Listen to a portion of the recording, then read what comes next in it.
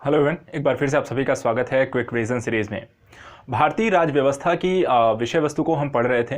भारतीय राज्य व्यवस्था में हमने पिछले टॉपिक में पढ़ा कि किस तरीके से राज्य व्यवस्था या पॉलिटी राज्य के तत्व क्या हैं, साथ ही किस तरीके की यहाँ पे संघात्मक और एकात्मक व्यवस्था होती है। आज की विषय वस्तु में हम यहाँ जानने की कोशिश करेंगे किस तरीके से भारतीय संविधान का जो निर्माण प्रक्रिया रही है, इस निर्माण प्रक्रिया की विकास गति कैसी रही है, विकास यात्रा कैसी रही है।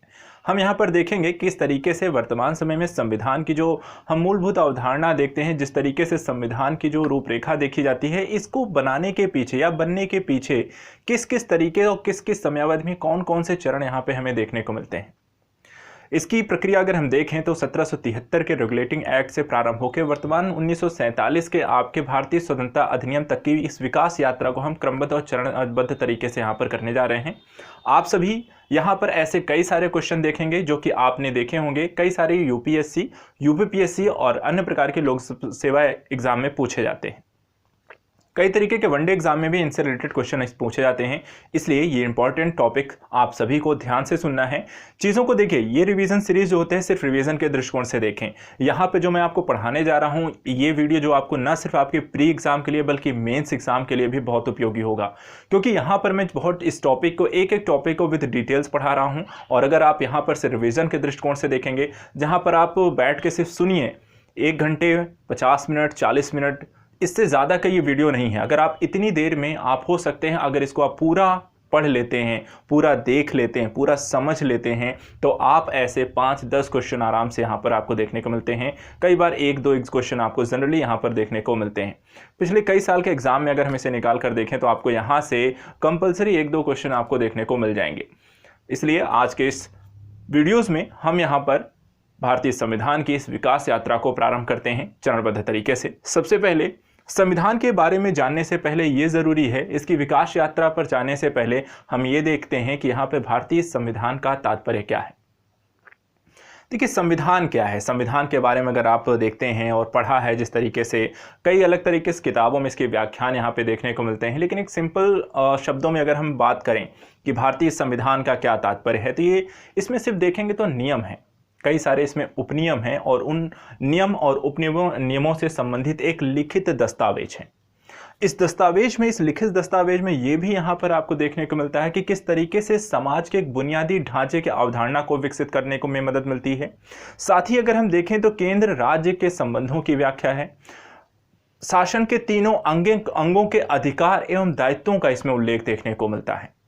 तो अगर हम देखें तो यहाँ पे जो संविधान की जो व्याख्या है, ये राजनीतिक व्यवस्था के बुनियादी ढांचे को रखती है, साथ ही यहाँ पर शासन संचालन के दृष्टिकोण को विकसित करती है, मानव के यहाँ पे अधिकारों की व्याख्या करती है और एक न्यायपूर्ण समाज की यहाँ पे बात करती है।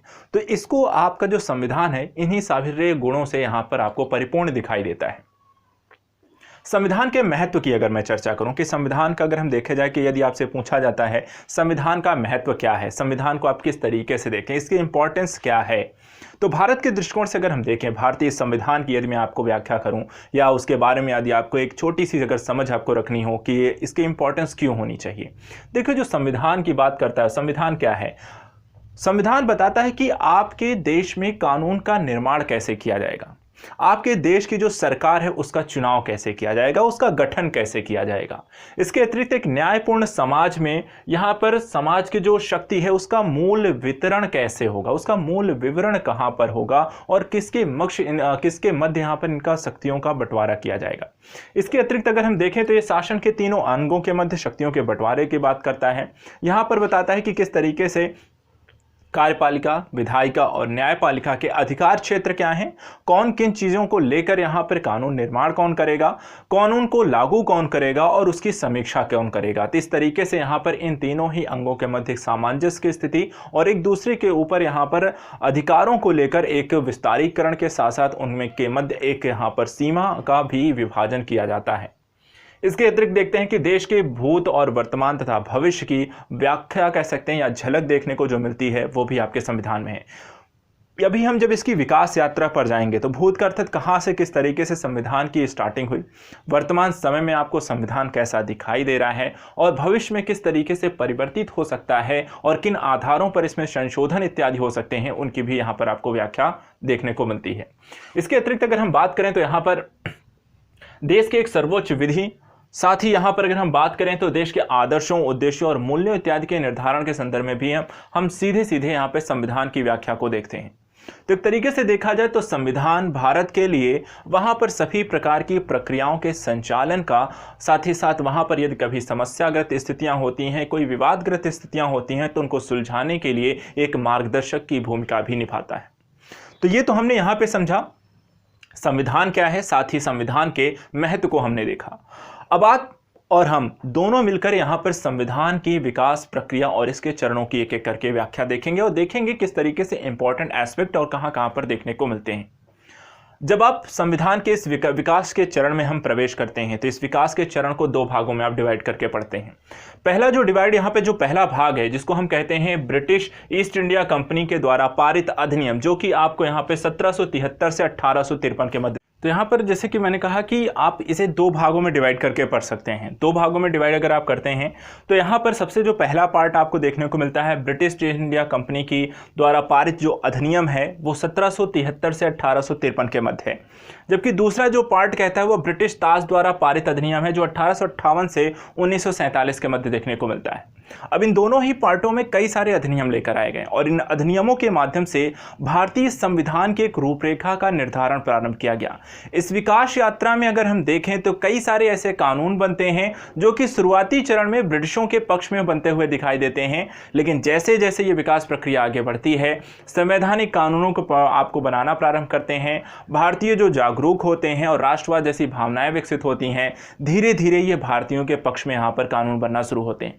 तो इस विकास के चरण में हम देखेंगे कि किस तरीके से यहाँ पे ब्रिटिशों के पक्ष में बनते हुए अधिनियम भारतीयों के पक्ष में बनते हैं, लेकिन इस चरण में आपको कई सारी स्थितियां ऐसी भी देखने को मिलेंगी जहां पर भारतीय लोगों के साथ दुर्व्यवहार किया जाता है, दुर्भावनापूर्ण कानून बनाए जाते हैं और अंततः जो भी स्वतंत्रता भी अगर हमें मिलती है तो 1947 में भारत को दो भागों में डिवाइड करने के पश्चात। तो ये सारी जो प्रक्रियाएं रही हैं इनको समझना है। चलिए समझते हैं। सबसे पहला जो एक्ट या अधिनियम लेकर आया गया वो था ब्रिटिश ईस्ट इंडिया कंपनी के तहत रेगुलेटिंग एक्ट 1773। इस एक्ट की जो प्रमुख बातें हैं हम वही उसी पर चर्चा करेंगे। जो यहाँ पर सबसे पहली बात करता है, यहाँ पर ये पहली बार एक लिखित संविधान की रूपरेखा यहाँ पर प्रस्तुत की जाती है, क्योंकि यहाँ पे जो भी आदेश, जो भी नियम बनाए गए लिखित रूप से प्रस्तुत किए गए। हम संविधान की विकास यात्रा को पढ़ रहे हैं तो यहाँ पे जो पहला चरण है, जो पहला कह सकते हैं नींव का पत्थर है, वो 1773 के रेगुलेटिंग एक्ट को आप मान सकते हैं। यहाँ पर देखें तो इस एक्ट की कुछ प्रमुख बातें हैं। इन प्रमुख बातों में कौन कौन सी इंपॉर्टेंट चीजें हैं। सबसे पहली चीज जो इसमें जो कहा गया कि बंबई एवं मद्रास दोनों ही प्रेसिडेंसियों को कलकत्ता प्रेसिडेंसी के अंतर्गत लेकर आया गया, और जो कि बहुत इंपॉर्टेंट है। इससे पहले तीनों ही प्रेसिडेंसियां अलग अलग स्तर पर अपने अपने क्षेत्रों के लिए कार्य प्रक्रिया को स्थापित करती थीं, लेकिन यहां पे पहली बार इन दोनों ही प्रेसिडेंसियों को, बंबई एवं मद्रास को, कलकत्ता के अंतर्गत लेकर आया गया। दूसरी जो इंपॉर्टेंट फैक्ट यहां पे देखने को मिलता है, एक परिषद का गठन जिसमें गवर्नर जनरल के साथ साथ यहां पे 4 अन्य सदस्यों को मिलाकर एक परिषद का गठन किया जाता है, जो कि कह सकते हैं कि सभी प्रकार के निर्णयों को लेने के लिए वहां पर उनको अधिकार भी दिए गए। इसके अतिरिक्त यहां पर एक चीज और लेकर आएगी जो कि बहुत इंपॉर्टेंट है। आज की न्यायपालिका का जो गठन की प्रक्रिया प्रारंभ होती है उसका जो पहला कह सकते हैं कि चरण है वो भी यहीं पर प्रारंभ होता है, जब 1774 में यहाँ पर एक सुप्रीम कोर्ट की स्थापना की जाती है, और सुप्रीम कोर्ट की स्थापना के साथ साथ एक यहाँ पर मुख्य न्यायाधीश एलिजा एम्पे को यहाँ पर बनाया जाता है, इनका मुख्य न्यायाधीश। इसके अतिरिक्त 3 अन्य न्यायाधीशों की यहाँ पर नियुक्ति की जाती है, जिनका नाम यहाँ पर है चैम्बर्स, लिमेस्टर और हाइड। ये 3 अन्य न्यायाधीश भी इनके साथ नियुक्त किए जाते हैं। इसके अतिरिक्त अगर हम बात करें तो यहाँ पर कानून बनाने का जो अधिकार है वो भारत के जो इस परिषद को यहाँ पर दिया गया था, और इसके अतिरिक्त अगर हम देखें तो बंगाल के गवर्नर को यहाँ पे सबसे पहली बार यहाँ पर हम देखें तो बंगाल के गवर्नर को यहाँ पर गवर्नर जनरल कहने की यहाँ पर बात प्रारंभ होती है, और गवर्नर जनरल जो होता है उसे यहाँ पे जो पहले गवर्नर जनरल आपके बनते हैं वो कौन बनता है, लॉर्ड वॉरेन हेस्टिंग यहाँ पे पहले बंगाल के गवर्नर जनरल बनते हैं। इसके बाद ये क्वेश्चन कई बार पूछे जाते हैं, इनको ध्यान रखना है। जैसे सुप्रीम कोर्ट की स्थापना कब हुई आपकी, इसके अलावा आपके पहले बंगाल गवर्नर जनरल कौन बनते हैं, इसको लेकर आए दिन आपके क्वेश्चन पूछे जाते हैं। इसके अतिरिक्त अगर मैं बात करूं तो कंपनी के कर्मचारियों को यहां पर निजी व्यापार, रिश्वत और अन्य प्रकार के उपहार भारतीयों से लेने के लिए प्रतिबंधित कर दिया गया था 1773 के रेगुलेटिंग एक्ट में, और ये एक इंपॉर्टेंट पहलू भी देखने को मिलता है। इसके अतिरिक्त अगर हम बात करें तो यहां पे कंपनी के पर एक ब्रिटिश कोर्ट ऑफ डायरेक्टर्स का नियंत्रण बढ़ गया, और साथ ही साथ राजस्व, नागरिक, सैन्य मामलों और व्यापार की जो जानकारी थी वो अब यहाँ पे क्राउन को देना प्रारंभ कर दिया गया। जैसा कि हम जानते हैं ब्रिटिश ईस्ट इंडिया कंपनी एक व्यापारिक कंपनी थी, उस पर यहाँ पर क्राउन का या कि आपके संसद का कोई प्रभाव ब्रिटिश संसद का नहीं था। लेकिन इस एक्ट के माध्यम से पहली बार हम देखने को मिलते हैं कि यहाँ पर धीरे धीरे एक ब्रिटिश नियंत्रण, ताज का नियंत्रण, या फिर आप कह सकते हैं संसदीय नियंत्रण की यहाँ पर कह सकते हैं प्रारंभिक चरण आपको देखने को जरूर मिल जाते हैं।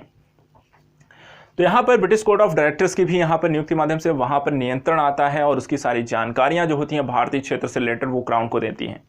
तो इस तरीके से यहां पर यह प्रक्रिया प्रारंभ हो गई। 1773 का रेगुलेटिंग एक्ट आया, लेकिन प्रक्रिया यहां पे थोड़ी शिथिल पड़ जाती है। कुछ चीजें जो होती हैं वो पूर्णतः स्पष्ट नहीं रह पाती हैं, स्पष्टता नहीं रहती है कानूनों को लेकर। साथ ही यहां पर न्यायालय के गठन के कारण एक दबाव पड़ता है प्रशासकीय और शासकीय स्थितियों पर। क्या न्यायालय के द्वारा दिए जाने वाले निर्णयों से जो ब्रिटिश सत्ता है, जो ब्रिटिश ईस्ट इंडिया कंपनी के जो वहां पे अधिकारी हैं, क्या उनके निर्णय प्रभावित हो सकते थे, क्या वो भी न्यायालय के अंतर्गत आएंगे? ये जो मुद्दा आया, इसी को यहां पर सेटल्ड आउट करने के लिए 1781 में एक्ट ऑफ सेटलमेंट 1781 लेकर आया। एक्ट ऑफ सेटलमेंट में यदि हम देखें तो कुछ बातें बहुत ही स्पष्ट कर दी गई। क्या कहा गया यहाँ? सबसे पहली चीज जो स्पष्ट की गई कि कलकत्ता की जो सरकार थी, जो मतलब कह सकते हैं जो आपकी बंगाल की जो प्रेसिडेंसी थी, वहां पर उसको बिहार, आपका उड़ीसा जैसे क्षेत्रों का भी यहाँ पर कानून, अधिकार और विधि का निर्माण करने का वहां पर उनको अधिकार दिया गया। दूसरी चीज यहां पे सर्वोच्च न्यायालय को शासकीय अधिकारियों पर किसी प्रकार के मामलों की सुनवाई दंड विधान से यहां पर उनको रोक दिया जाता है। सर्वोच्च न्यायालय पर यहां पे कंपनी के कर्मचारियों के विरुद्ध कार्रवाई से रोका जाता है। अर्थात एक तरीके से कहा जाए शासकीय अधिकारी सुप्रीम कोर्ट से वहां पर पूर्णतः इतर होते हैं, वो उन पर उनके द्वारा लिए गए निर्णय लागू नहीं होते हैं।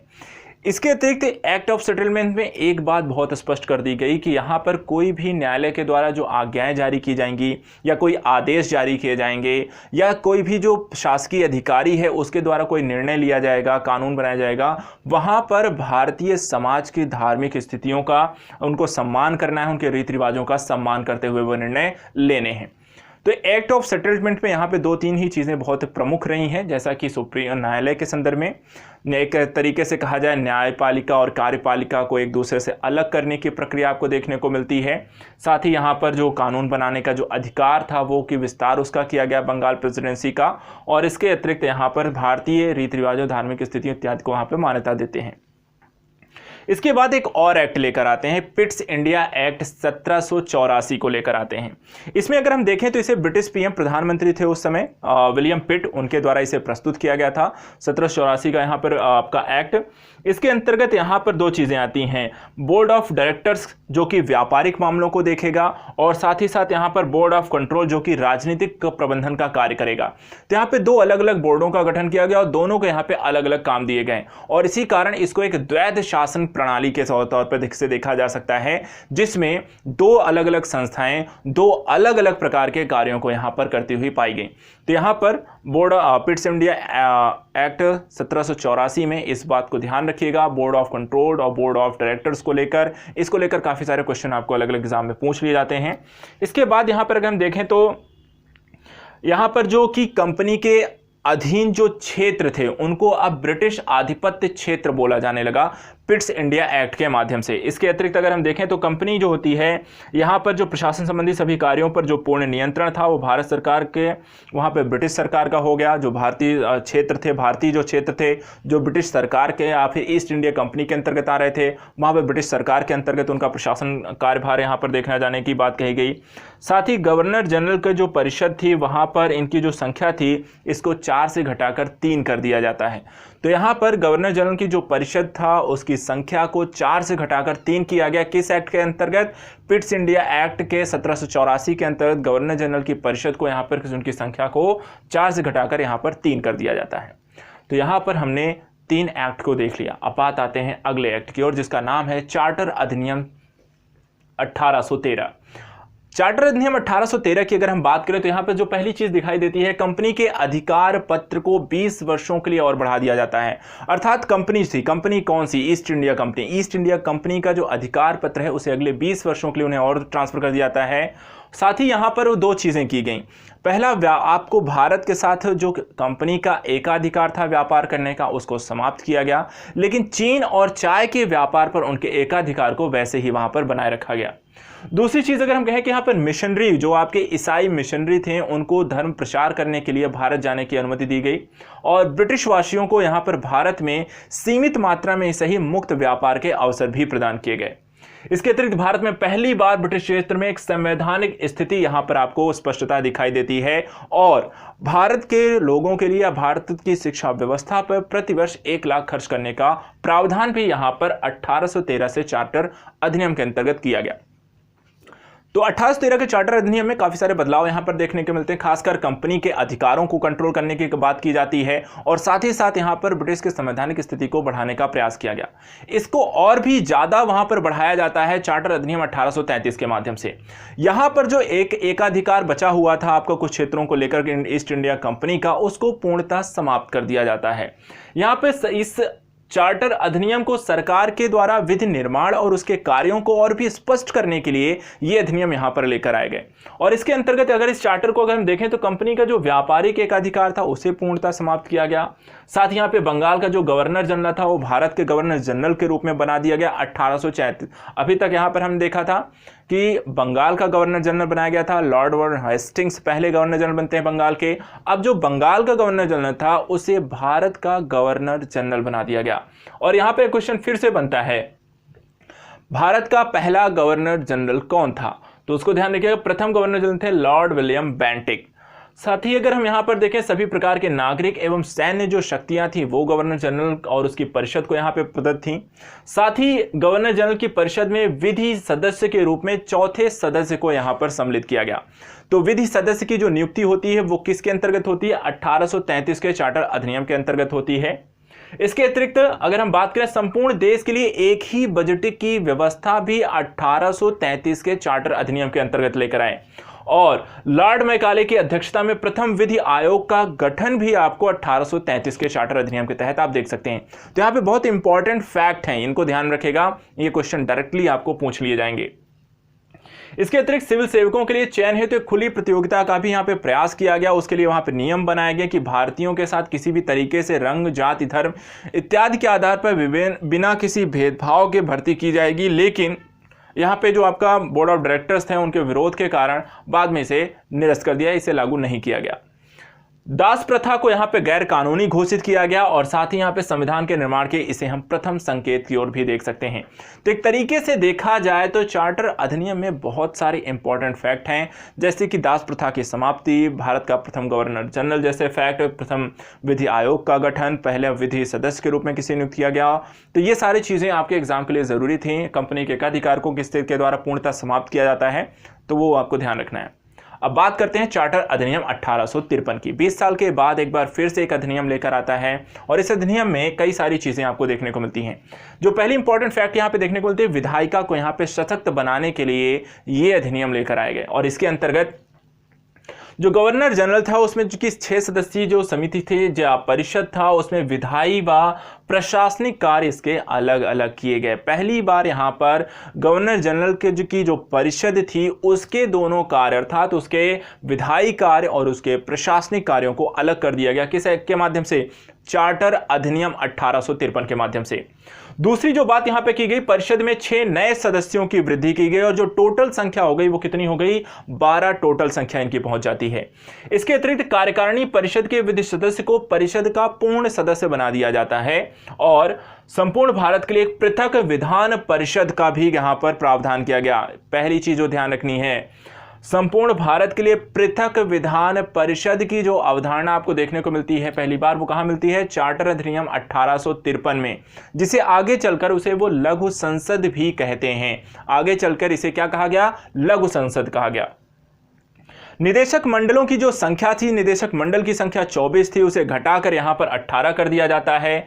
भारतीय परिषद में यहां पर क्षेत्रीय प्रतिनिधित्व की अवधारणा को ये विकसित करते हैं और साथ ही साथ यहां पर कंपनी के महत्वपूर्ण पदों पर भर्ती के माध्यम से प्रतियोगी परीक्षाओं के द्वारा यहां पर चयन किया गया और इसी एग्जाम में पहली बार यहां पर इस सिविल सेवा परीक्षाओं में भारतीयों को यहां पर अनुमति दी गई। तो भारतीयों को सिविल सेवा परीक्षा पहली बार जो अनुमति दी गई वो किसमें दी गई? चार्टर अधिनियम 1853 के माध्यम से। तो ये बहुत ही इंपॉर्टेंट फैक्ट ये भी है, ये चार्टर अधिनियम को भी यहाँ पे काफी सारे क्वेश्चन है जो कि आपके एग्जाम में पूछे जाते हैं यादा कदा। तो यहाँ पर हमने बहुत ही इंपॉर्टेंट फैक्ट, बहुत ही इंपॉर्टेंट वीडियो है आपके लिए, इसको बहुत ध्यान से सुनना और पूरा देखना है, क्योंकि यहाँ पर अगर आप इस वीडियो को एक बार अच्छे से पढ़ लेते हैं और आपने एक पॉलिटी पढ़ी हुई है तो आपको देखेंगे आपको पूरा का पूरा टॉपिक अगले घंटे में पूरा रिवीजन हो गया और आपको अब दोबारा इस टॉपिक को पढ़ने की जरूरत नहीं पड़ेगी। और कभी एग्जाम के समय में अगर आपको रिवीजन करने की जरूरत भी पड़ जाए तो आपको पूरा कंटेंट फिर से खोजने की जरूरत नहीं है, सिर्फ वीडियो को उठाना है, देख लेना है, आपके सारे क्वेश्चन यहाँ से हल हो जाएंगे। चलिए, ये तो सारी बात हो गई चार्ट के। हमने अभी तक जो इतनी बात की वो थी ब्रिटिश ईस्ट इंडिया कंपनी के द्वारा पारित अधिनियमों को लेकर, और यहाँ पे 1773 से 1853 के मध्य जो भी एक्ट पारित हुए, जो भी चार्टर लेकर आए और उनके अंतर्गत जो भी प्रमुख प्रावधान थे उनकी चर्चा की। अब हम इसके दूसरे चरण में प्रवेश करते हैं, जब यहाँ पे ब्रिटिश ताज के अंतर्गत अधिनियम बनने शुरू होते हैं और वो पारित होना शुरू होते हैं, साथ ही भारत में लागू होना प्रारंभ होते हैं। तो आइए इस आपकी यात्रा में हम इसके दूसरे पड़ाव पर पहुंचते हैं। दूसरे पड़ाव में अब यहां पर देखिए समझने की जरूरत है, जो पहला एक्ट ये लेकर आए किस कारण से यहां पे ब्रिटिश ताज ने हस्तक्षेप किया। तो आपको पता है 1857 की क्रांति होती है और उस क्रांति ने कहीं ना कहीं ब्रिटिश सत्ता को, ब्रिटिश ईस्ट इंडिया कंपनी को हिला के रख देती है कि शायद भारतीय जो हैं वो उन्माद में हैं और वो स्वतंत्र होना चाहते हैं। राष्ट्र की एक जो पहली कहते सकते हैं कि आपको भावनाएं वहां पर देखने को मिलती है कि राष्ट्र की भावना जो विकसित होना प्रारंभ होती है 1857 की एक भावना को, या कह सकते हैं कि क्रांति के तौर पर हम देख सकते हैं। बहुत बड़े रूप से नहीं, बहुत साकार रूप से तो नहीं, लेकिन हाँ छोटी ही सही, जिसने आगे चलकर पूरे इसे एक राष्ट्र के रूप में समर्पित किया। तो वहां पर हम 1857 की क्रांति को जरूर देख सकते हैं और यही कहीं ना कहीं अंदाजा यहां पर ब्रिटिशों को हो गया था और इसी कारण ब्रिटिश ईस्ट इंडिया कंपनी से सारे अधिकारों को लेकर के यहां पर ताज को स्थानांतरित किया। ताज ने सारे अधिकार उनसे ले लिए और उसके बाद एक अधिनियम लेकर आते हैं। अधिनियम लेकर आए वो जिसे कहा गया भारत शासन अधिनियम 1858। अब इस अधिनियम की प्रमुख बातों को देखिए। पहली जो काम कहा गया कि ये पहला जो फैक्ट है कि 1857 की क्रांति के पश्चात कंपनी शासन को समाप्त कर दिया गया और साथ ही यहां पर कोर्ट ऑफ डायरेक्टर्स तथा बोर्ड ऑफ कंट्रोल को भी समाप्त कर दिया गया। जो द्वैत शासन की प्रक्रिया थी इसको यहां पे समाप्त किया गया और इनकी जगह पे एक नया पद सृजित किया गया जिसे बोला गया भारत राज्य सचिव। भारत राज्य सचिव का जो पद है वो ब्रिटिश मंत्रिमंडल के एक सदस्य को, जो कि मंत्री ही होता है, उसको वहां पे प्रदान किया गया और साथ ही इस ब्रिटिश मंत्रिमंडल के सदस्य अर्थात जिसको हम भारत राज्य सचिव के पद के नाम से भी जानते हैं, यहां पर इसके सहयोग हेतु 15 सदस्यीय आयोग का भी गठन किया गया जो उसको हर मामले को संचालित करने को लेकर, निर्णय लेने को लेकर वहां पर उसको सहयोग करेगी। इसके अतिरिक्त यहां पर देखिए आधे जो इसमें सदस्य होंगे वो कम से कम उन्होंने 10 वर्ष तक की सेवा भारत में की हो, अर्थात भारत में उन्होंने सेवाएं दी हो, रहा हो, किसी न किसी तरीके से वहां पे कार्य किया हो। इसके अतिरिक्त यहां पर भारत इनका जो वेतन होगा इस परिषद का और सचिव का, वहां पर दोनों ही जो वेतन होगा वो कहां से दिया जाएगा? भारतीय राजस्व से इनका वेतन दिया जाएगा। इसके अतिरिक्त ब्रिटिश संसद का अब सीधा नियंत्रण हो गया और मुगल सम्राट के पद को यहां पे समाप्त किया गया 1858 के अधिनियम के माध्यम से। भारत के संदर्भ में यहां पर एक चीज और है कि भारत राज्य सचिव के संसद के प्रति उत्तरदायी था और भारत के गवर्नर जनरल को वायसराय की यहां पर उपाधि दी गई। एक और चीज आ गई, भारतीय जो गवर्नर जनरल थे अब उनको क्या कहा जाने लगा? 1858 के अधिनियम के माध्यम से इन्हें वायसराय कहा जाने लगा और वायसराय का जो पहला वायसराय थे वो थे आपके प्रथम वायसराय लॉर्ड कैनिंग बनते हैं। इस तरीके से यहाँ पर यह प्रतिवर्ष भारत के नैतिक और आर्थिक प्रगति की रिपोर्ट, ये यहाँ पर जो आपके वायसराय थे वो प्रतिवर्ष भारत की आर्थिक और प्रगति की और नैतिक प्रगति की जो रिपोर्ट थी वो आपको ब्रिटिश संसद को यहाँ पर प्रस्तुत करते थे। तो ये सारी जो बातें थी वो लेकर आए भारत शासन अधिनियम 1858 में। इसके बाद आता है एक और अधिनियम आया, भारतीय परिषद अधिनियम 1861 में। बहुत ज़्यादा समय नहीं बीतता है, अगले 2-3 सालों में ही यहाँ पर काफ़ी सारे परिवर्तनों को लेकर एक नया अधिनियम लेकर आते हैं। और ये अधिनियम कहीं ना कहीं भारत सरकार के जो मंत्रिमंडलीय व्यवस्था थी उसको विकसित करने की बात लेकर आती है। यहाँ पर अगर हम देखें तो भारत सरकार की मंत्रिमंडलीय व्यवस्था की यहाँ पर नींव आपको सर्वप्रथम देखने को मिलती है। और उसका कारण क्या? क्योंकि यहाँ पे कार्यकारी परिषद की संस्था 4 से बढ़ाकर 5 की गई, प्रशासनिक सेवा को 10 वर्ष।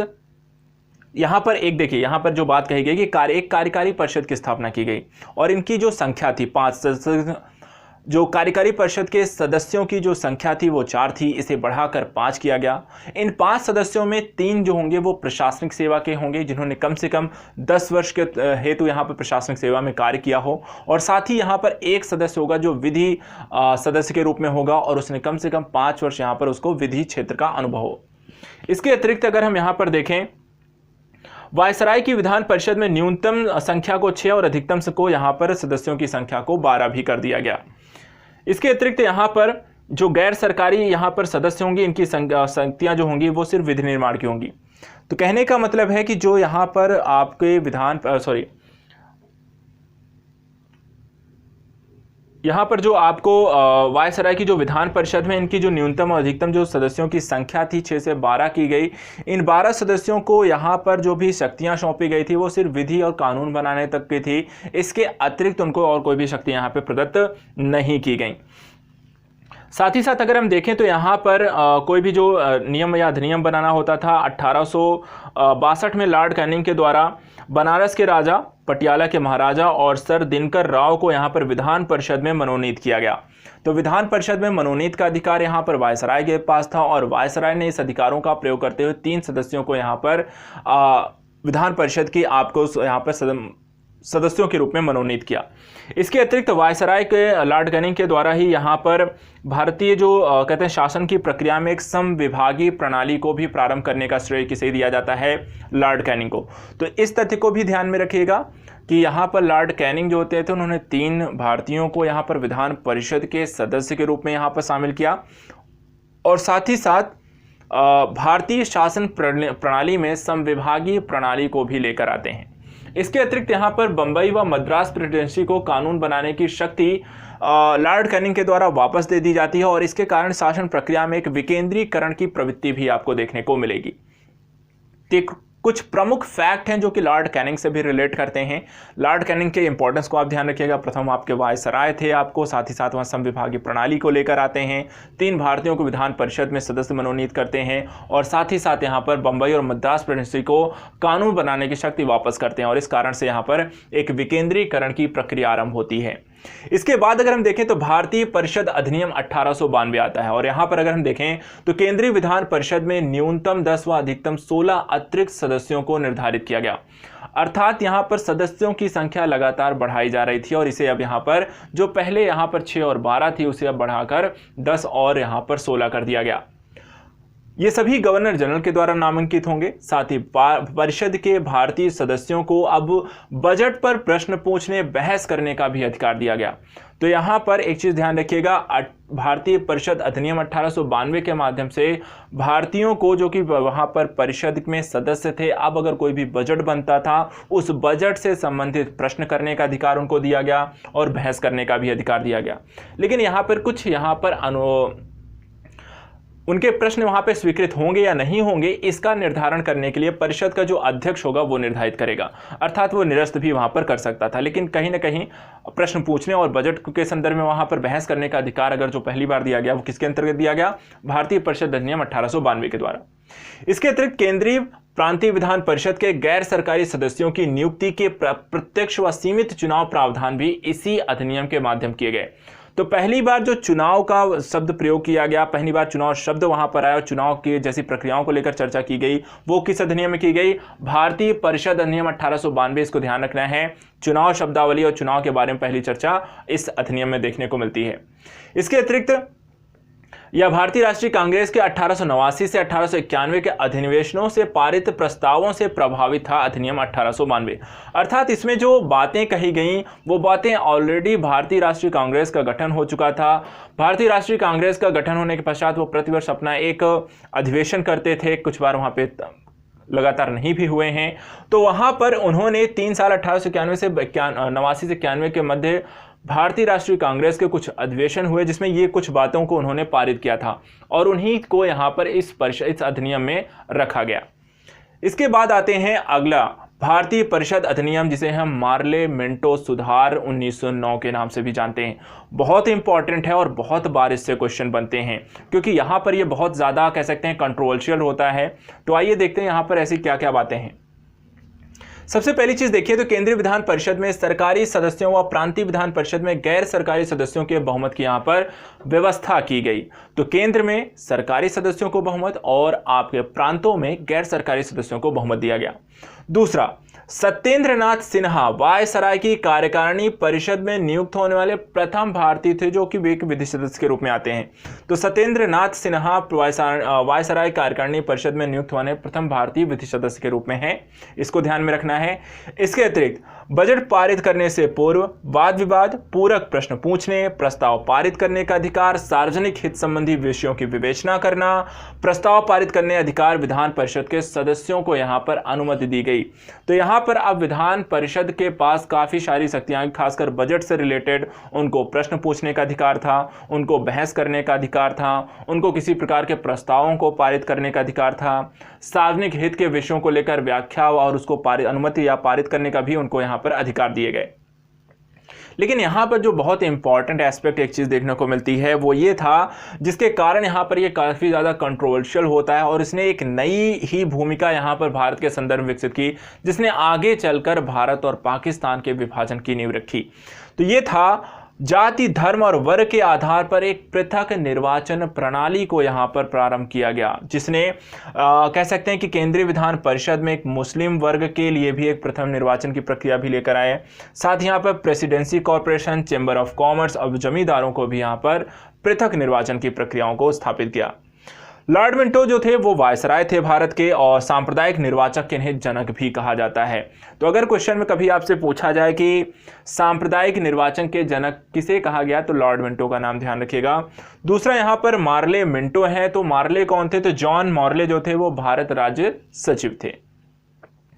तो यहां पर एक विवादित स्थिति जन्म ले चुकी थी और इस विवाद की स्थिति ने आगे चलकर धीरे धीरे अपने पांव जो होते हैं पसारने शुरू किए और इसके अंतर्गत एक नया सुधार लेकर आए जिसको बोला गया भारत शासन अधिनियम मॉन्टेग्यू-चेम्सफोर्ड सुधार 1919। इस अधिनियम की जो बातें हैं वो अपने आप में कहीं ना कहीं संसदात्मक व्यवस्था को लागू करने की ओर बढ़ जाती हैं। जैसे कि केंद्र में द्विसदनात्मक विधायिका को गठन किया गया और इसके अंतर्गत राज्य परिषद और केंद्रीय विधान परिषद को गठन किया गया। इसके अतिरिक्त यहां पर देश में प्रत्यक्ष निर्वाचन व्यवस्था को लागू करने का श्रेय, प्रांतों में द्वैत शासन प्रणाली लागू करना, प्रांतीय विषयों में हस्तांतरित और आरक्षित दो अलग अलग विषयों को यहां पर प्रांतीय विषयों के अंतर्गत रखा गया। अब पुस्तकालय, शिक्षा, स्थानीय स्वायत्त शासन, चिकित्सा, पीडब्ल्यूडी और उद्योग तथा मनोरंजन जैसे जो क्षेत्र थे वो हस्तांतरित विषय के अंतर्गत यहां पर रखे गए और इनके जो संचालन का कार्य था वो विधान परिषद के प्रति उत्तरदायी मंत्रियों के माध्यम से किया जाएगा। इसके अतिरिक्त रक्षा, वित्त, विदेश व अन्य विषय गवर्नर व कार्यकारिणी परिषद के द्वारा उनको संचालित किया जाएगा। तो यहां पर हमने देखा कि केंद्र में द्विसदनात्मक विधायिका की व्यवस्था, प्रत्यक्ष निर्वाचन की व्यवस्था, विषयों का यहां पे बंटवारा तो किए गए। ये इंपॉर्टेंट फैक्ट आपको यहां पर देखने को मिलते हैं। इसके अतिरिक्त अगर हम देखें तो यहाँ पर विधान परिषद जो सदस्य हैं मनोनीत सरकारी और गैर सरकारी, यहाँ पर इनको निर्वाचित करने के प्रावधान किए गए। साथ ही यहाँ पर इनको सीमित मताधिकार, सांप्रदायिक निर्वाचन मंडल का भी यहाँ पर कार्य इस अधिनियम के अंतर्गत किया गया कि यहाँ पर सीमित मताधिकार अर्थात कुछ लोगों को मत देने अर्थात वोट देने का जो अधिकार दिया गया वो भी आपको भारत शासन अधिनियम मॉन्टेग्यू-चेम्सफोर्ड सुधार के अंतर्गत यहाँ पर दिया गया। इसके अतिरिक्त सांप्रदायिक निर्वाचक मंडल का यहां पे गठन किया गया। लोक सेवा आयोग का भी यहां पे गठन किया जाता है, इसलिए इसको ध्यान में रखना है। भारत शासन अधिनियम को जरूर ध्यान रखिएगा जो आपका, क्योंकि आप लोक सेवा आयोग के बारे में पढ़ते हैं, उनसे संदर्भित एग्जाम दे रहे हैं, तो इसको ध्यान रखना है। लोक सेवा आयोग के गठन का प्रावधान इसी के अंतर्गत किया गया। इसके अतिरिक्त जो निर्वाचक क्षेत्र था उसको दो भागों में डिवाइड किया गया। पहला था सामान्य वर्ग। सामान्य वर्ग के अंतर्गत हिंदू, मुस्लिम, सिख, ईसाई और आपके आंग्ल भारतीयों को रखा गया, जबकि जो विशिष्ट वर्ग था उसके अंतर्गत भू स्वामित्व, विश्वविद्यालयों, व्यापार मंडल के प्रतिनिधियों को यहां पर रखा गया था। केंद्रीय बजट से संदर्भित भी यहां पे कुछ प्रावधान किए गए, जैसे कि केंद्रीय बजट को राज्य बजट से यहां पर अलग कर दिया गया। तो 1919 का ये जो सुधार था, यहां पर केंद्र और राज्यों का जो बजट था वो अलग अलग बनना शुरू हुआ 1919 के आपके सुधार के माध्यम से, आपके 1919 भारत शासन अधिनियम के माध्यम से। इसके अतिरिक्त अगर हम बात करें तो यहां पर वैधानिक एक आयोग का गठन किया गया, जो कि 10 वर्ष पश्चात जांच कर और उसकी रिपोर्ट प्रस्तुत करेगा। इसके बारे में भी मैं आपको और डिटेल से बताऊं, क्योंकि इसके कारण एक और विवाद जन्म लेता है। आगे चलकर यहां पर केंद्रीय व प्रांतीय विधान मंडलों को अपने अपने विषय पर कानून बनाने का भी अधिकार दिया गया, लेकिन जो अंतिम निर्णय लेना था वो गवर्नर जनरल के द्वारा लिया जाना था, इसलिए वहां पर उनके कानूनों को मान्यता देना और स्वीकार करना गवर्नर जनरल के हाथ में ही था। लेकिन हाँ, कहीं ना कहीं केंद्रीय और प्रांतीय स्तरों पर कानून बनाने का जो निर्माण कार्य था वो वहां पर स्थानांतरित जरूर किया गया। इसके अतिरिक्त पहली बार भारत में महिलाओं को जो मत देने का अधिकार भी दिया गया आपको इसी अधिनियम, भारत शासन अधिनियम के माध्यम से।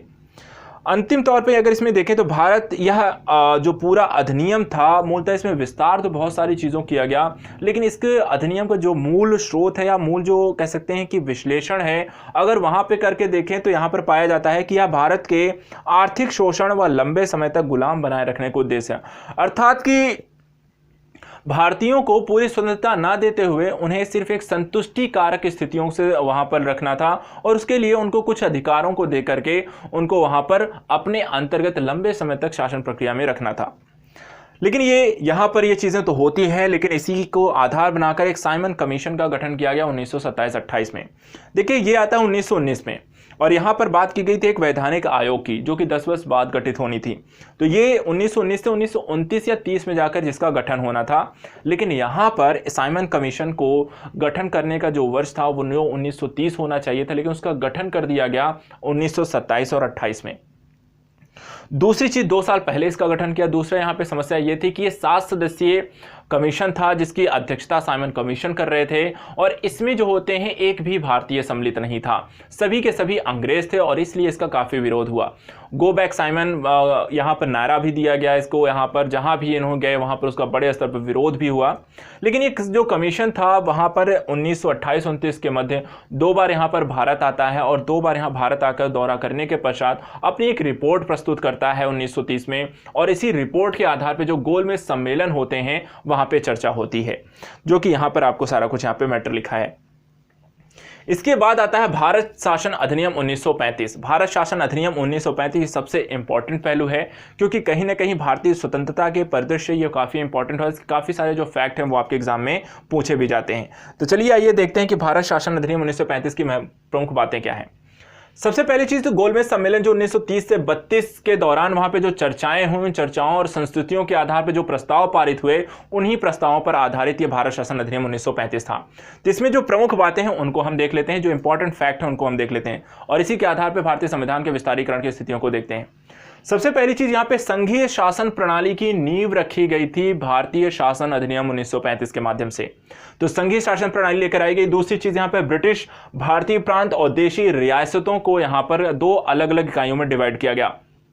किसके अंतर्गत? भारतीय संघीय शासन प्रणाली में 2 इकाइयां बनाई गई, एक जो कि ब्रिटिश भारतीय प्रांत था और दूसरा जो कि देशी रियासतें थी।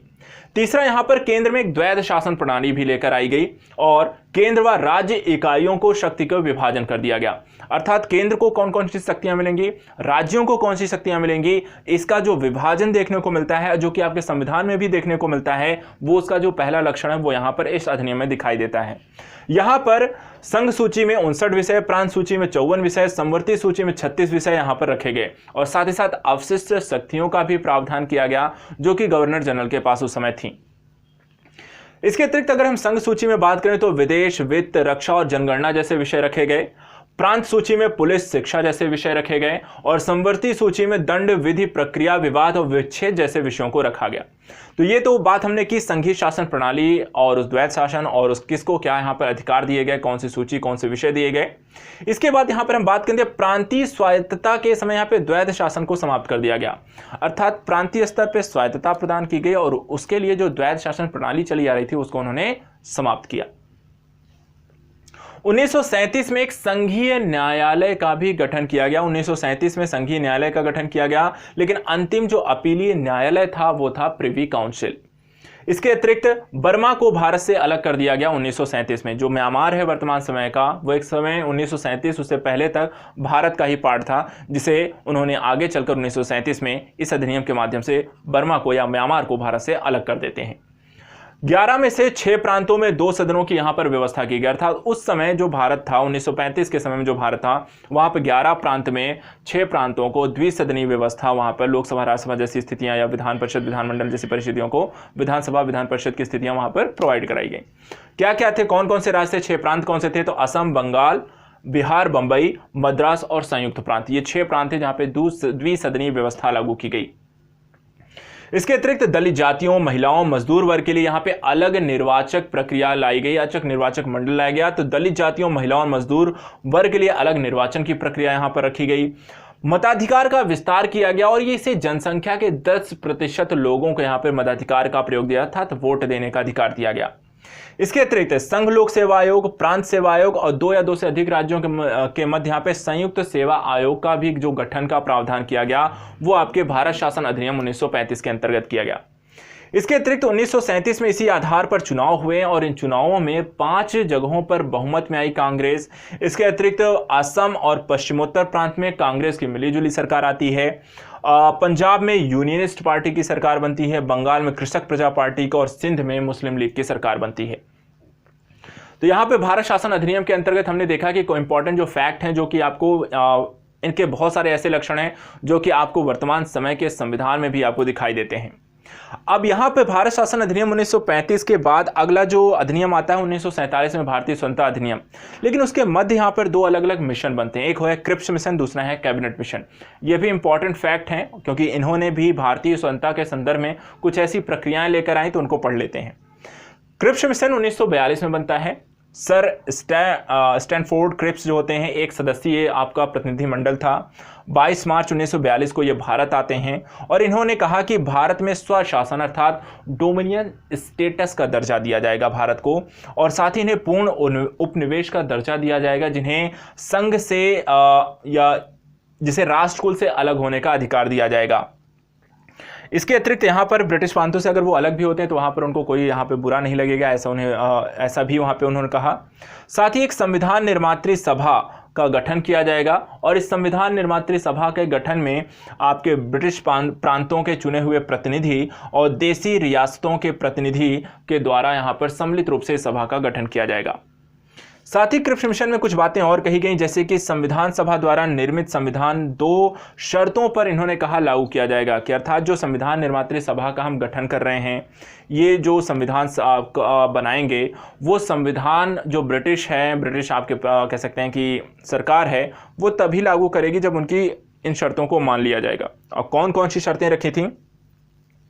पहला, जो प्रांत सहमत नहीं होगा वे पूर्ववत स्थिति में रह सकते हैं, अर्थात जैसे अभी तक चला रहा है वैसे रहें, या तो वो पूर्णतः स्वतंत्र रह सकते हैं। और इन दोनों ही स्थितियों में यहाँ पे ब्रिटिश प्रांतों को कोई भी या ब्रिटिश सरकार को कोई भी आपत्ति नहीं होगी। दूसरा, अल्पसंख्यकों के हितों के लिए, संदर्भ में कहने का मतलब है सुरक्षा, आश्वासन, विकास और उनके प्रतिनिधित्व को लेकर यहाँ पर भारतीय संविधान सभा और ब्रिटिश सरकार के मध्य एक समझौता स्थापित किया जाएगा। इसके अतिरिक्त रक्षा मंत्रालय जो होगा वो ब्रिटिश नेतृत्व के हाथों में होगा। और यहाँ पर ये जो वार्ता है, जो क्रिप्स मिशन ये प्रस्ताव लेकर आते हैं, जो कि यहाँ पर उन्हें प्रावधान रखे, वो पूर्णतः असफल हो जाते हैं। जिसका कारण क्या है? तो पहली चीज़ तो भारत को पूर्ण स्वतंत्रता की बात नहीं की गई, उसे सिर्फ डोमिनियन स्टेटस देने की बात की गई थी। और दूसरा, यहाँ पर जिस तरीके से इन्होंने बात रखी कि एक संविधान निर्मात्री सभा होगी और जो भी राज्य चाहें वो स्वतंत्र रह सकते हैं या पूर्णतः स्थिति में रह सकते हैं, एक कहीं ना कहीं भारत के विभाजन की जो एक मंशा थी वहाँ पर क्रिप्स मिशन के प्रस्ताव में परिलक्षित होना शुरू हो जाती है।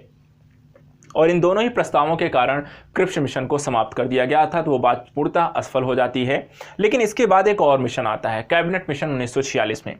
कैबिनेट मिशन यहाँ पर इसे ब्रिटिश प्रतिनिधिमंडल में 3 सदस्य थे, Lord Pethick Lawrence, sir Stafford Cripps व एवी अलेक्जेंडर। ये 3 लोगों के संयुक्त रूप से मिलकर यहाँ पे कैबिनेट मिशन बनता है। यहाँ पर भारत की राजनीतिक समस्या के समाधान को लेकर इसका गठन किया गया था, अर्थात जो क्रिप्स मिशन ने जो प्रस्ताव रखे थे वो असफल हो गए थे। इसके कारण यहाँ पर कुछ नए प्रस्तावों को लेकर ये आते हैं। ब्रिटिश भारत व देशी रियासतों को मिलाकर एक भारतीय संघ का निर्माण किया जाएगा, जिसे विदेश, रक्षा, संचार व इनके लिए मुद्रा अधिकार संघ के अधीन यहाँ पर रखे गए। इन्होंने एक नया प्रस्ताव रखा कि यहाँ पर एक भारतीय संघ का गठन किया जाएगा, जिसमें ब्रिटिश और देशी रियासतें, ब्रिटिश प्रांत और देशी रियासतें दोनों ही सम्मिलित होंगी। इस संघ को रक्षा संबंधित, साथ ही विदेश संबंधी और साथ ही यहाँ पर वित्त संबंधी जो अधिकार हैं वो सभी यहाँ पर उनको प्रदत्त कर दिए जाएंगे, अर्थात संघ को दे दिए जाएंगे। इसके अतिरिक्त यहाँ पर संघ की अपनी विधायिका कार्यपालिका होगी, जिसने ब्रिटिश भारत व देशी रियासतों के प्रतिनिधि होंगे। तो कैबिनेट मिशन ने अपने प्रस्ताव में ये सारी बातें लिखी हैं और इसी के आधार फिर आगे चलकर एक अधिनियम लेकर आते हैं, भारतीय स्वतंत्रता अधिनियम 1947।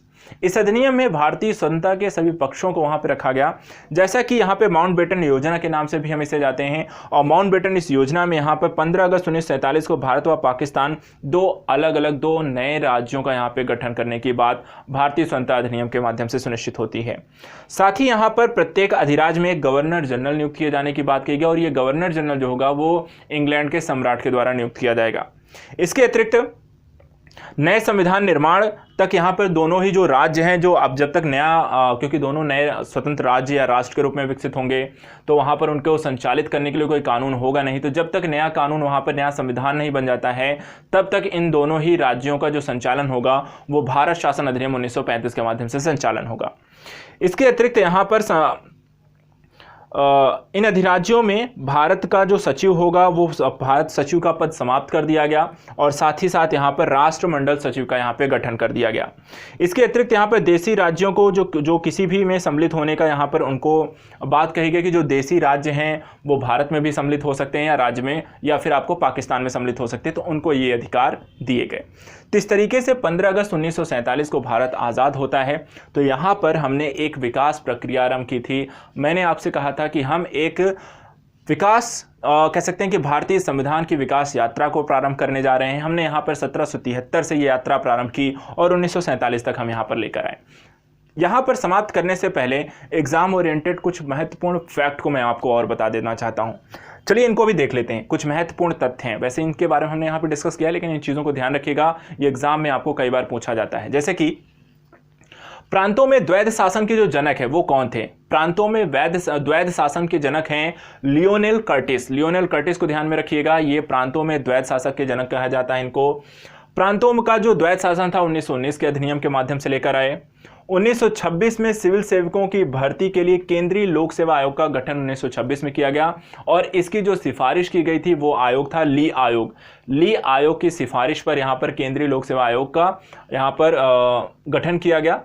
इसके अतिरिक्त 1927 में साइमन कमीशन रिपोर्ट और 1928 की नेहरू समिति की रिपोर्ट के आधार पर भारत शासन अधिनियम 1935 की रूपरेखा का निर्माण होता है। यह भी एक फैक्ट ध्यान रखिएगा, कई बार ये पूछा जाता है भारत शासन अधिनियम किन दो रिपोर्ट्स पर आधारित है, तो आपको ध्यान रखना है साइमन कमीशन की रिपोर्ट 1927 और नेहरू समिति की रिपोर्ट 1928 के माध्यम। इसके अतिरिक्त 1935 में संघीय शासन प्रणाली व संघ में द्वैध शासन की यहाँ पर स्थापना की गई 1935 के अधिनियम के माध्यम से। 3 जून 1947 को लॉर्ड माउंटबेटन ने भारत विभाजन की यहाँ पर घोषणा की। तो 3 जून 1947 को ध्यान रखिएगा, भारत विभाजन की जो यहाँ पर योजना रखी गई, कब रखी गई? 3 जून 1947 को। किसके द्वारा? लॉर्ड माउंटबेटन द्वारा। 18 जुलाई 1947 को ब्रिटिश संसद द्वारा भारतीय स्वतंत्रता अधिनियम को पारित किया गया। कब पारित किया गया? 18 जुलाई 1947 को, और हम 15 अगस्त 1947 को आज़ाद हो जाते हैं। लॉर्ड माउंटबेटन को यहाँ पर स्वतंत्र भारत का प्रथम यहाँ पर वायसराय बनाया गया और ये आपको 1947 से 1948 जून 1948 तक रहते हैं। लॉर्ड माउंटबेटन ने ही यहाँ पर प्रधानमंत्री अर्थात जो पीएम थे, पीएम के रूप में नेहरू को शपथ दिलाया, क्योंकि उस समय कोई राष्ट्रपति का पद नहीं होता था, तो वहाँ पर उनको जो शपथ दिलाई गई थी, नेहरू को जिससे शपथ दिलाई थी वो लॉर्ड माउंटबेटन द्वारा की गई थी। इसके अतिरिक्त 1946 में बनी संविधान सभा को स्वतंत्र भारत के संसद के रूप में स्वीकार किया गया। तो 1946 के संसद कौन थे, 1947 का जो संविधान सभा थी वो कौन थी, उसके बारे में भी देखेंगे। इसके अतिरिक्त स्वतंत्र भारत के प्रथम व अंतिम वायसराय कौन थे, सी राजगोपालाचारी। कब से कब तक थे, 21 जून 1948 से 26 जनवरी 1950 तक, जब तक आपका संविधान लागू नहीं हो जाता है और राष्ट्रपति पद का सृजन नहीं हो जाता है। अब चलिए मैं आपको बता देता हूं, स्वतंत्रता पूर्व जो गठित आपकी अंतरिम मंत्रिमंडल थी 1946 में, वो उसमें किस व्यक्ति के पास कौन सा मंत्रालय था। कई बार इससे रिलेटेड भी क्वेश्चन पूछे गए हैं, तो इनको भी देख लेते हैं। हर तरीके के फैक्ट हम यहाँ पर देख लेते हैं, अंतिम तौर पर है वीडियो के समापन पर हम इनको देख लेते हैं। देखिए, राष्ट्रमंडल विदेशी मामले पंडित जवाहरलाल नेहरू जी के पास थे। गृह सूचना एवं प्रसारण मंत्रालय आपका सरदार वल्लभ भाई पटेल जी के पास था। रक्षा विभाग सरदार बलदेव सिंह। उद्योग व नागरिक आपूर्ति जॉन मथाई। श्रम विभाग जगजीवन राम। डाक एवं वायु विभाग अब्दुल रब निस्तार। कार्य खान और ऊर्जा विभाग CH भाभा। खाद्य एवं कृषि राजेंद्र प्रसाद। स्वास्थ्य विभाग गंजाफर अली खान। रेलवे व परिवहन विभाग आसफ अली। विधि जोगेंद्र नाथ मंडल। शिक्षा व कला सी राजगोपालाचारी। वाणिज्य I चुंदरीगर और वित्त लियाकत अली के पास यहाँ पर विभाग थे। तो यहाँ पर स्वतंत्रता पूर्व गठित जो अंतरिम जो मंत्रिमंडल था 1946 का, वो यहाँ पर किसके पास कौन से विभाग थे वो यहाँ पर देखिए। कई बार इस तरीके के क्वेश्चंस एग्जाम में पूछे गए हैं, इसलिए यहाँ पर मैंने इन्हें भी यहाँ पर ज़रूर रखा है। हर एक पॉइंट जो आपके एग्जाम में पूछा जा सकता है, अगर आप इस वीडियो को पूरा देख लेते हैं तो आपका यहाँ से आपने देखा होगा कहीं ना कहीं किसी न किसी एग्जाम में इसमें कुछ ना कुछ क्वेश्चन हर एक पार्ट से पूछे गए हैं। इसलिए यहाँ पर किसी को भी मिस करना, इसका मतलब आप अपनी परीक्षा से संदर्भित कई सारे क्वेश्चन वहाँ पर ना दे पाएंगे। तो ये सभी के लिए, जिन्होंने पढ़ लिया है, जिन्होंने नहीं पढ़ा है, दोनों ही तरह के बच्चों के लिए बहुत उपयोगी है। अंतिम और एक बार देख लेते हैं, स्वतंत्रता के पश्चात जो नया मंत्रिमंडल बनता है, उस नए मंत्रिमंडल में वहां पर किसके पास कौन सा विभाग रहता है। तो स्वतंत्र भारत का पहला मंत्रिमंडल 1947 में यहां पर देखें तो यहां पर आपका प्रधानमंत्री का पद वैज्ञानिक शोध राष्ट्रमंडल संबंध और विदेश मामले पंडित जवाहरलाल नेहरू जी के पास थे। गृह सूचना प्रसारण व राज्य मामले सरदार वल्लभ भाई पटेल के पास थे। खाद्य एवं कृषि विभाग डॉक्टर राजेंद्र प्रसाद। शिक्षा विभाग मौलाना अबुल कलाम आज़ाद। रेलवे व परिवहन डॉक्टर जॉन मथाई। वित्त मंत्रालय यहां पर RK खणमुखम सेट्ठी। श्रम मंत्रालय जगजीवन राम। रक्षा मंत्रालय सरदार बलदेव सिंह। विधि मंत्रालय या विभाग डॉक्टर भीमराव अंबेडकर। स्वास्थ्य विभाग राजकुमारी अमृत कौर। वाणिज्य विभाग CH भाभा। संचार रफ़ी अहमद किदवई। उद्योग एवं आपूर्ति डॉक्टर श्यामा प्रसाद मुखर्जी। कार्य खान और ऊर्जा VN गाडगिल। तो यहाँ पर ये स्वतंत्र के पश्चात जो भारत बनता है, उसका जो पहला मंत्रिमंडल बनता है, वो यहाँ पर हमने देख लिया। तो आज हमने यहाँ पर एक बहुत ही इंपॉर्टेंट फैक्ट को आपको कंप्लीट कर दिया। भारतीय संविधान के क्विक रिवीजन सीरीज के अंतर्गत संविधान निर्माण की विकास प्रक्रिया के विभिन्न चरणों को आज हमने यहाँ पे कंप्लीट किया। एग्जाम के विभिन्न चरणों में, चाहे आपका प्री हो या मेंस हो, जहाँ भी फैक्ट रिलेटेड, डाटा से रिलेटेड क्वेश्चन आपको पूछे जाएंगे, वहां पर ये आपके लिए बहुत कारगर एपिसोड है। तो इसे जरूर देखिएगा, और एक बार देखिए, हो सके 2 बार देख लिए, आपको किसी भी बुक इत्यादि को दोबारा पढ़ने की जरूरत नहीं पड़ेगी। और परीक्षा के समय सबसे अच्छा जरूर रहेगा, जहां आपको कम समय में रिवीजन करना होगा, वहां पर भी ये वीडियो आपको बहुत काम आएगा। तो आज के लिए फिर इतना ही रखते हैं, फिर आपको मिलेंगे एक नए वीडियो के साथ। अगले पार्ट में हम यहां पर कुछ और चीजों को देखेंगे, भारतीय संविधान की प्रक्रिया को यहां पर देखना शुरू करेंगे, और उसके भागों को, प्रस्तावना इत्यादि को, साथ ही उसके अलग अलग पॉइंट और भागों को वहां पर डिस्कस करेंगे। तो आज के लिए इतना ही, जल्दी मिलते हैं एक नई कड़ी के साथ। Thank you so much.